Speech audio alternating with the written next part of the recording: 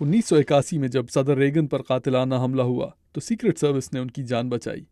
امریکہ میں اعلیٰ سطح کی سیاسی قیادت اور ان کے خاندانوں کی حفاظت سیکرٹ سروس کی ذمہ داری ہے، مگر اس کے علاوہ سیکرٹ سروس بین الاقوامی لیڈرز اور دوسری شخصیات کو بھی تحفظ فراہم کرتی آئی ہے۔ برائن ٹاور ایک اسپیشل ایجنٹ ہیں۔ کانگریس نے ہمیں صدر کی حفاظت کی ذمہ داری 1901 میں سونپی۔ آہستہ آہستہ ہمیں دوسری شخصیات کی حفاظت کا کام بھی ملتا گیا۔ آج ہم صدارتی امیدوار کو بھی تحفظ فراہم کرتے ہیں۔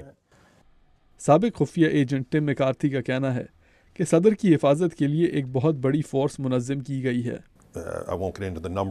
میں یہ نہیں بتاؤں گا کہ کتنے افراد، مگر یہ 10,000 سے بھی زیادہ ہو سکتے ہیں۔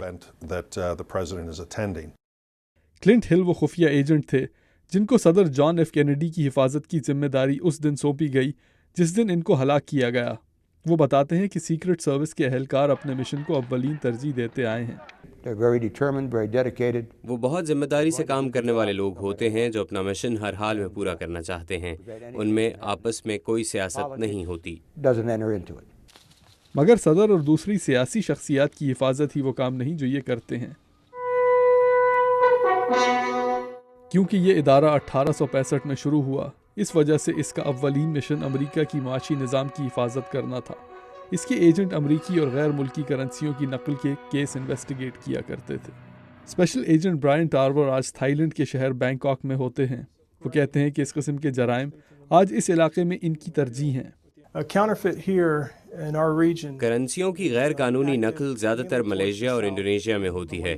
تھائی لینڈ میں یہ اتنا بڑا مسئلہ نہیں ہے جتنا کہ پہلے ہوا کرتا تھا۔ یہ کبھی زیادہ ہوتا ہے تو کبھی کم۔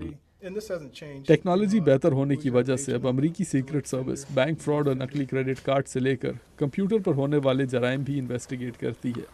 دنیا بھر میں انہیں صرف امریکی صدر کی حفاظت کرنے والی یونٹ کے طور پر دیکھا جاتا ہے، مگر اس کے ایجنٹ کہتے ہیں کہ ان کے نزدیک یہ تمام مشن اہم ہیں۔ کرس سمکنز کے ساتھ عبدالعزیز خان، اردو VOA۔